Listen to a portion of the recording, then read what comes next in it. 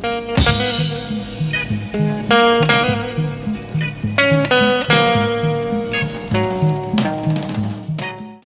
made you want to run for politics or be a leader in the community?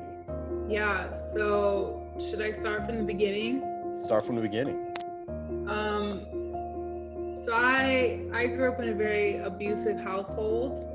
When I was probably like 14 or 15, I ended up in the foster care system.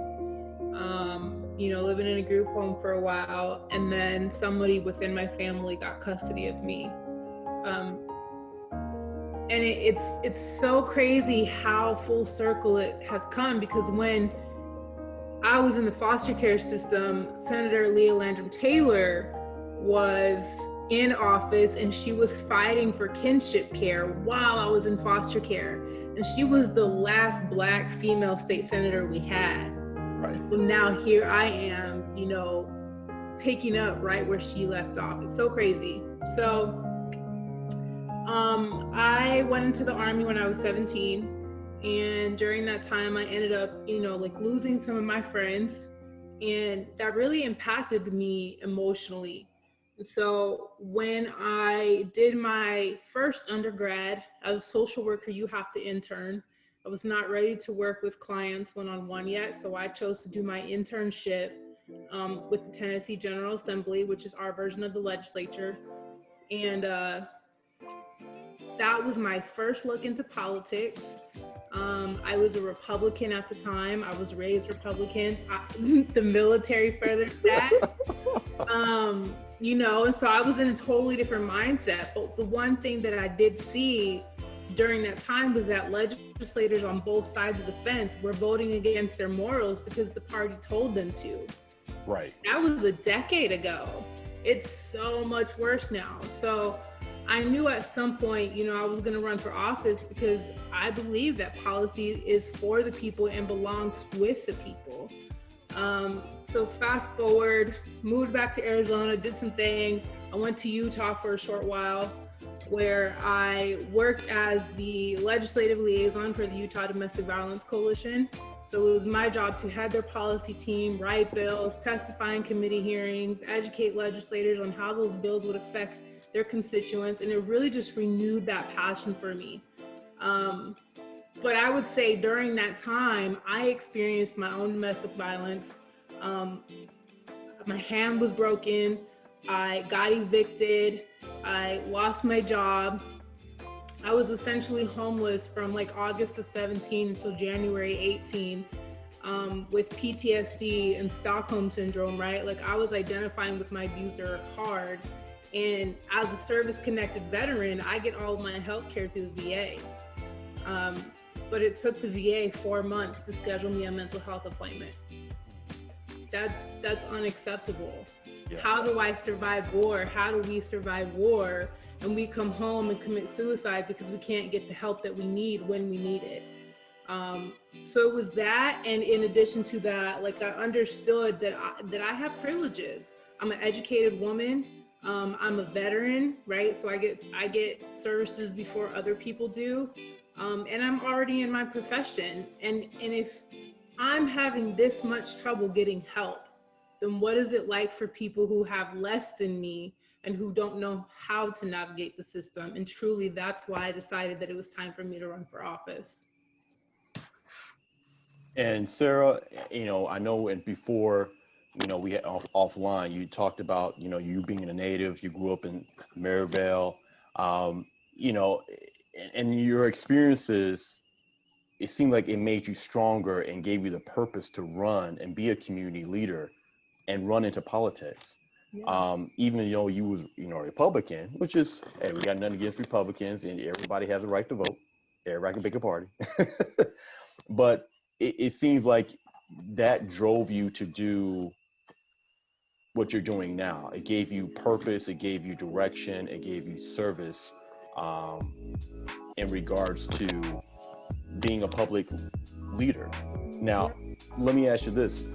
Since you decided to run, and you just named a couple of different topics, and Brian Watson, hey, welcome to the show. Thank you for jumping in, Brian. My pleasure. No problem. My dentist appointment went really good. Got Take some teeth, man. It's good that you get your teeth checked. Yeah, exactly. So with, by you being office, like what are some of your goals? I know you talked about some of the challenges, but what are you looking to do to make a difference? Like what's some of your top 3 challenges or top 3 opportunities politically that you want to make a difference in for the general public or for the community? Yeah, absolutely. So to begin, my vision is to create a state where everyone succeeds. And when I think about that, I think about my community, the community that I grew up in. That's what I have in mind, because we were always told we would never amount to anything. It was like this, it's always been like this, so this is what it's gonna be. My mom did this or my dad did that, whatever it was, right? And so for me, I really feel like it doesn't matter what society tells you. If that's not what you want for yourself, then don't give that to yourself, right? And so my biggest platform is veteran care. I talk about, what I experienced with the VA system, and that's not a slight at our doctors and our providers. I think that they're doing, the best that they can with what they have. But Arizona is home to more veterans than most states across the country. And so if we acknowledge that, then truly, like, we should be able to say sometimes or always our veterans should be able to seek services via the community. I should be able to go to, the neighborhood doctor rather than driving an hour into town to get services. And same for our elders who are, aren't able to drive or are living in rural areas. And I also want to acknowledge that we have a growing base of female veterans who don't have the same services that our male counterparts do. I am Vanessa Guillen. There are so many women who are Vanessa Guillen, and we could have prevented that, and we didn't. And now that it's here, what are we going to do? How are we going to help our sisters? And so one of the things that I think that we can do is many states offer property tax exemptions to veterans. Theoretically, Arizona does as well. However, the law states that they will give you up to $3,000 in property tax exemption if your property is valued at less than $10,000. Okay. Whose property is valued at less than $10,000? Right. Wow. Not even a miniature house. Not even. Are you living in your car? Right? Are you living in your car? Like that? Right.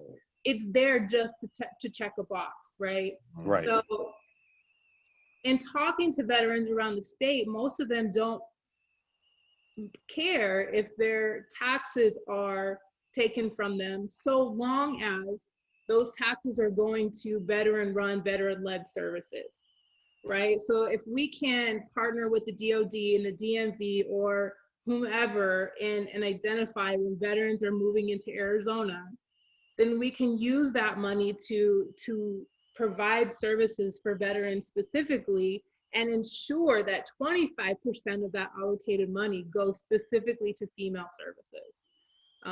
So that's my number one platform. I am up in the far northwest part of Maricopa County. We are in a retirement area.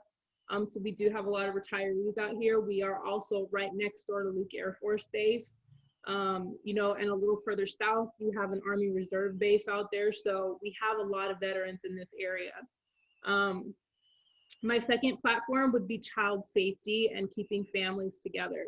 I think that's probably, aside from the veterans issue, is probably a hot button right now, right? You're seeing a lot of people talking about child sex trafficking and things of that nature. And for me, like, I'm in this and I've been in this, not only because I was in the foster care system and seen firsthand what it does to us and how we are trafficked and how we are introduced to that life. But now I'm a provider in that community. I'm a social worker, I'm a therapist, so I'm seeing the other aspect of that. And I can 100% tell you that DCS is the main culprit in that. DCS is here to tear our families apart and take those beautiful blue-eyed, blonde-haired babies, or those beautiful mixed babies, and give them to paying families. DCS has contracts with agencies across the state that financially incentivizes their mandated reporters to identify cases. For instance, they have a contract with Phoenix Children's Hospital, and if one of their workers identifies a possible DCS case, they get a financial kickback. And if that child is removed, they get an additional stipend. Wow. That is literally happening. I have had so many families who have said, my caseworker told me my child was too adoptable and they severed my rights. That is ridiculous. We should be doing whatever we can to keep families together, not tearing them apart.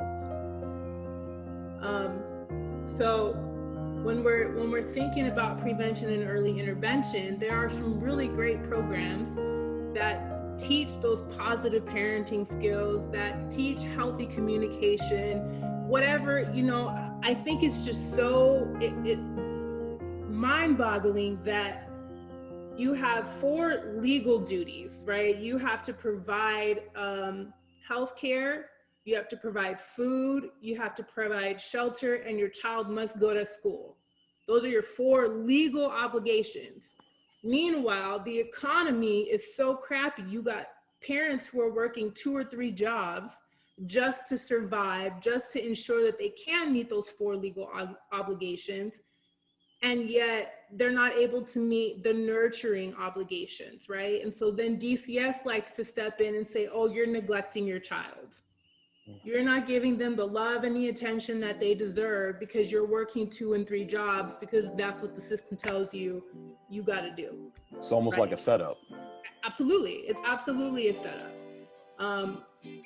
The things that they deem neglect, or the things that they're deeming abuse, the kids who are truly being abused, those are the children that go back to their families. Why? Because those are the kids that are so traumatized, they're not going to make any money off those kids. So let's take the children who have a minimal amount of trauma, who maybe their parents just neglected them because they're working multiple jobs, whatever, and those are the families that we're going to tear apart. Literally every single day it happens, every day.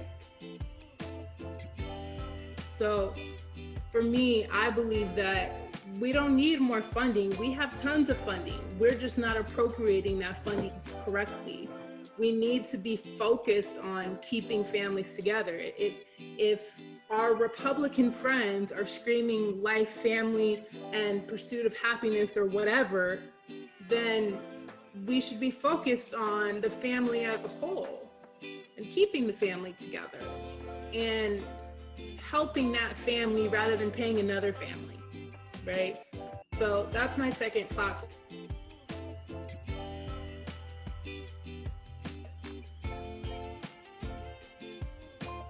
In my district, that's not something that they want to hear about.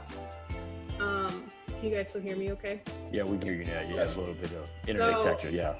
Equitable education. And so what I would like to, so let me back up. So in 2008, the legislature said we're going to take approximately $1 billion out of education to keep the economy afloat during the recession.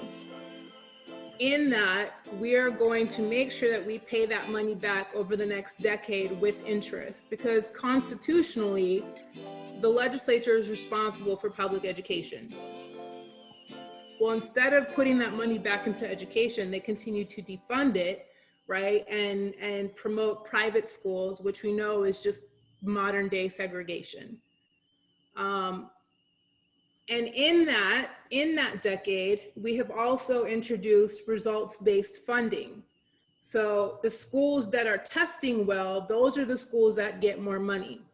Meanwhile, you have low-income schools and schools that are in communities of color that aren't testing well, whether it's because there's a language barrier, maybe those kids are in and out of school a lot because they're having to take care of other siblings, or they have a sick parent or whatever.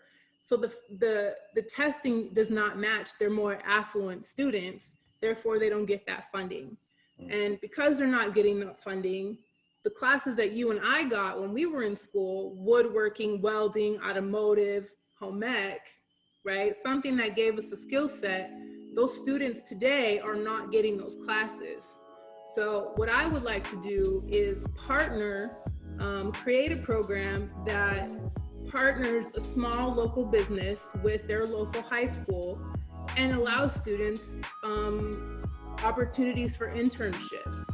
So they start their junior year. By the time that they've graduated, they've had at least 2 or 4 internships, right? If they may decide to stay there the entire time.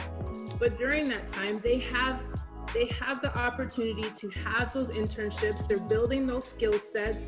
So when they do graduate, not only do they have an actual resume, they get to enter the workforce with skill sets that are more than minimum wage. More than minimum wage. And for our communities, they're being introduced to professions that maybe they never knew existed, or maybe that they just thought they were never going to have that opportunity. So, whatever. Like, it's so easy. It's so easy. If we can give these large corporations, Honeywell, Amazon, uncapped tax incentives, why can't we give our small local businesses a tax incentive and liability insurance if they're willing to partner with the high school and give back to the communities that they're serving? So I would say those are probably my top 3 platforms.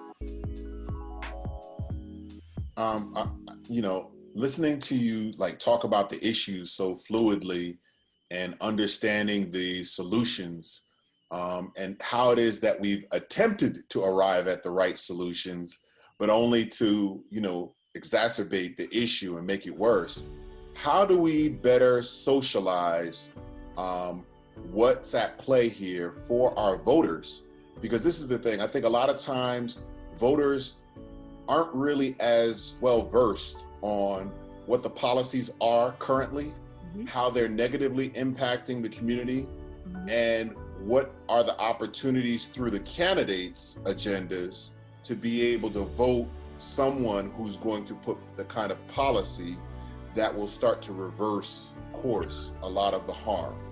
What's your suggestion? How do you think we can better socialize that?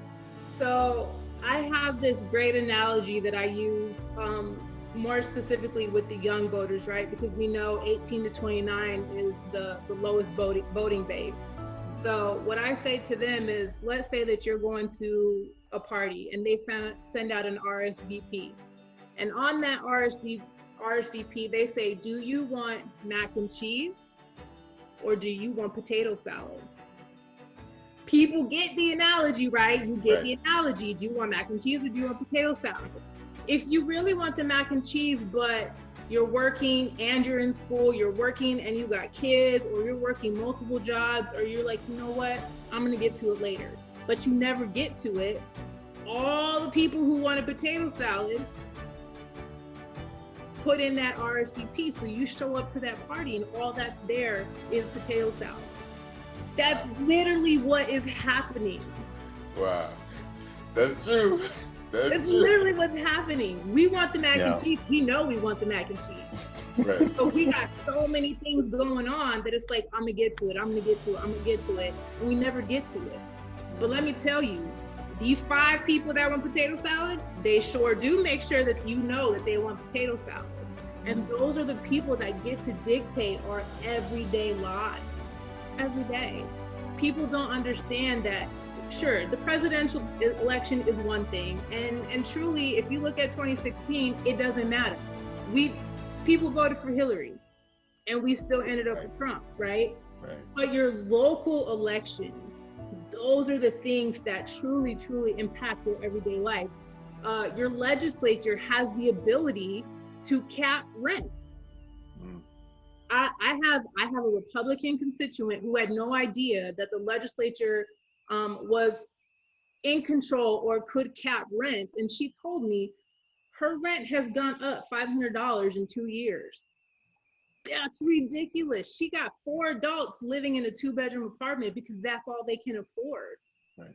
The legislature controls that. You've got the county attorney who gets to charge people or not charge them. No shots fired or shots fired. You know, but there are people here in the state that make rules, make laws that directly impact our lives and that we have direct access to.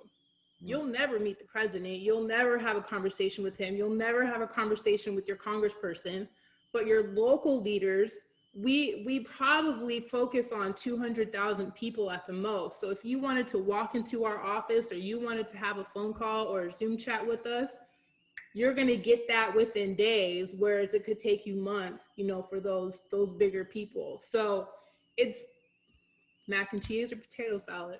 You know, it goes to what you say that, you know, politics is local, right? And I think sometimes for our culture, we don't really digest that or comprehend that.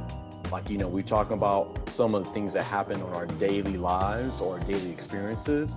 Well, you know, it's not about always the president or Congress. It's about the local representatives in my county, in my state, in my city, right? That makes a big difference in my life. So I think sometimes we get caught up in the madness of national politics. But see, can I tell you something? I think part of that is the fault of local media. Local media doesn't spend enough time with some of our local leaders so that they can be recognized and identified as this is who represents these policies, this is what their philosophy is, this is who they are, this is who is looking to represent us at city council, on the congressional level, and what have you. But they'd rather spend more time with some of the more sensationalized media tidbits, you know, the things that they believe people want to see, when in actuality, people have a certain need, and they have a certain responsibility as journalists to make sure that local media is covering all the candidates who are up for some of the issues that are concerning to their audience, to their local audience, but that is not happening. Sarah, tell me, how do you feel about that? Are you getting the type of attention, and do you feel as though the local races are getting the type of attention that they deserve? So the answer to that is no. Local media very rarely focuses on local races, local issues. It's super rare. However, when it comes to Black candidates, we get even less airtime than anybody else. We get less airtime. The only reason that I have had media airtime this election cycle was because of the protests. Had I not been at the protests, had I not been there marching or speaking, I wouldn't have had any airtime. We have over 400 electable seats here in Arizona, and we only had 17 Black candidates. Every single one of them should have had media time. Every single one, and it doesn't happen. For instance, you know, last year, my opponent, he's been in office for 10 years now, but last year he put up a bill, he co-sponsored a bill labeled Prisoners Transition Program. And essentially what that bill says is that if you have an inmate who does not read above the 8th grade reading level, mind you that the national level is 5th grade. If you have an inmate who does not read above the 8th grade reading level, they will not be released. Wow. He criminalized reading comprehension and the governor signed it. Why didn't that get media attention? Preach. Why didn't that get media attention? And for the Republicans who don't quite care about that issue, well, let me tell you, fiscally, you should, because we pay to keep them incarcerated. We pay $26,000 per inmate per year, and there are over 43,000 inmates incarcerated in Arizona. That's over $1.2 billion that you are paying to. Wow. And he was allowed to do it. And when I questioned him about it as his constituent, not as his opponent, he laughed at me in a public forum. I absolutely did not do that. Oh, but you did. Your name is right here. So tell us why you're costing taxpayers $1.2 billion. Because we want to know. We deserve to know. We have a right to know. How did he get away with that? Why isn't that getting attention?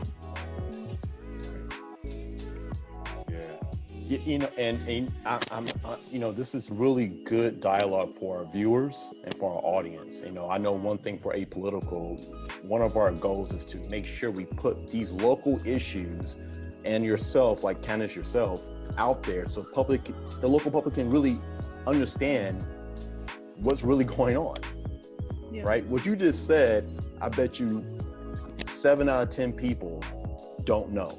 Can I tell you how many legislators I've asked about this and they had no idea? How? Did you leave the reading of the bill to somebody else, or what happened because it passed, the governor signed it, it is a law? How do you not know? If you don't know, your constituents aren't going to know. And if you don't know, you're not doing your job. Right. That's negligence, right? Or the other side to that conversation is perhaps that they do know. And deniability is an aspect that they can afford. And I think that's with the understanding that no one's going to care, that there's an assumption that no one is going to care. Yep. So I can say, I don't know. And A, no one's going to care that I don't know. And B, no one's going to care that legislation exists. Yeah. And I think in his case, that's what it was, right? If Arizona has the most private prisons in the country, and we do whatever we can to incarcerate people, of course. Oh, they're criminals anyways, just keep them locked up. Reading comprehension is not a crime. And if we're gonna talk about reading comprehension, then stop defunding education. Exactly. Correct. Exactly. Hey, I'd like to welcome our next guest here. He's also a native of Arizona, I'm proud to say. Sorry, Brian. Oh, you good. I was about to introduce him because I wanted to introduce Jevin. I wanted to get in on this too. But native, dude right there. Homegrown represents homegrown. We rep homegrown. Okay? All right, do your thing. Okay. I'm gonna fall back. I'm falling back. I'm gonna let you get that. No offense, my New York brother. Jevin, thank you for coming on the show. How you doing, man? I'm great. I am great. I'm loving all this energy. You know, Brian, I love you, man. You my homie. You know what I mean? You went to Howard, HU, you know. Hold on a second. That was my wife. My wife went to Howard. I went to Hampton. Jevin, why? I just promoted you, man. Come on now. I'm messing with you. Hey, look, I wasn't fortunate enough to go to either. I went to the George Washington University, but I'll tell you this. I learned that not all great things come from Howard. All great things go through Howard. And I definitely spent my own time in the yard. So, you know what I mean? That's it. I spent my time there. Myron, my brother, you know, it's so great to see you. You are always doing some exceptional work. I love you two guys. A Black River Life is shutting it down as always. And Miss Sarah Tyree, who's going to be our distinguished senator from the West Valley. She's representing East LA. And we're so excited for her. Jevin's got more jokes today. It's fine. East LA, you know, I'm really excited for all that. So I apologize for my tardy. This feels like the campaign trail. I mean, like I've been in back-to-back events since I think 2 or 2:30, and Instagram lives and Zooms and Zoom lives, and I'm like, oh man, let me get my thoughts together because I got to do this one right, you know. And I'm joined here. I got my chief of staff with me because, my chief of staff keeps me in line. So I got to make sure he makes sure that I say all the right things at the right time. That's important. So, Jevin, thanks for joining us, man. We're having some great conversation about local politics, trying to make sure we educate our viewers and audience about what's going on locally, not just nationally. Sarah's been giving some great information, good feedback, and a lot of what's going on behind the scenes, and sometimes people are just not aware. I know I have another question for both of you guys. I can't put this. What has changed for you as a leader during the Black Lives Matter movement era? Like, as a leader in the community, I know it affects everybody, but for you personally and for a politician, community leader, what has changed during this era when we're going this, I guess, expand volume of Black Lives Matter movement going on right now? Well, I appreciate you, Ms. Tyree. I'll definitely jump in on this one. So I'm going to give you from various different perspectives, right? And I appreciate you asking this question. It's almost as if overnight people recognize that I am Black, right? Because it was almost forgotten, right? For the last 20 some years that I'm Black, right? And so now I've become the elevated voice on this issue, which is good, right? And and the reason why it's good is because I'm not going to bite my tongue, right? I'm not going to hold back, and we need to make sure that people understand what they're hearing, right? But also, leadership doesn't just mean you lead the people that are like you or like-minded. It means that you're here to serve and lead everyone. And so while we're having this, I'm going to use popular terms here, and I'm trying to formulate my thoughts while we're talking about this. While we're having this awakening, right? Us as the woke, we need to make room for the awakening. And everybody goes through their awakening process very, very differently, right? And there are a lot of kinks that we need to work out in this hole. And so a part about being a leader is facilitating a space, one, and two, an educational process that allows for people to come along on this manifestation, to come along on this journey so we can do it together, right? Because, there are people that look like me, right, that have just woke up, you know what I'm saying? And there are people who don't look like me, that don't have the same experiences, that don't see life and experience life the same way that I do, that have been down in the struggle for as long as I know, right? And so we need to make sure that, we are doing everything that we possibly can to facilitate that space in a way that is constructive, in a way that is educational, so that we can move our communities forward, because that's really what it comes down to, right? Being a leader doesn't mean, you just represent the 50% plus one that elects you. It means you're going to represent all people. And all those people are not going to look like you. All those people are not going to like you. All those people are not going to want to be represented by you. But your job is to put all that aside and make sure that it happens. And even in these moments when you're not elected leader, as a community leader, right? And as somebody who has a voice in the process, we need to make sure we're doing everything that we possibly can to continue the conversation moving forward and bring along as many people as possible to build the broadest coalitions. So I feel like my experience has been slightly different. I was raised in a white household, and I was raised to believe that Black and brown people were plagues on society, that were nothing, that all we do is live off the government. And that was the rhetoric that I heard my entire life. And so I feel like I kind of had my awakening like in my early 20s. And now that I'm running for office, like I've had people within leadership roles, I wouldn't say in leadership, but in leadership roles, who have said to me, "You're Black, don't put your photo on anything. We don't want voters to know that you're Black until after they voted for you. Take your locks out. You need to wear less form-fitting clothing because, you're gonna make the white women feel some type of way." And it's just like, I don't want to be put in the white box. My mother is white. However, that's not how society sees me. And I'm okay with that. When George Floyd was murdered, and in the same day, our own Deion Johnson was murdered, that shook me, right? Because this is happening on a daily basis. It really does. It happens every single day. And to hear some of the things that even people in my own community are saying, it's hurtful. And to talk to Jevin's point about, we have people who are just now in their awakening and we have to hold space for them. That shit is hard. That is hard. That is hard to do. Me as a therapist, I know that I need to hold space for people and I need to meet them where they are. And I get that. But how do I validate my emotions and what I'm feeling while still having to hold space for you and freaking out? Well, now I have to say goodbye to this friend because they're racist. As you should.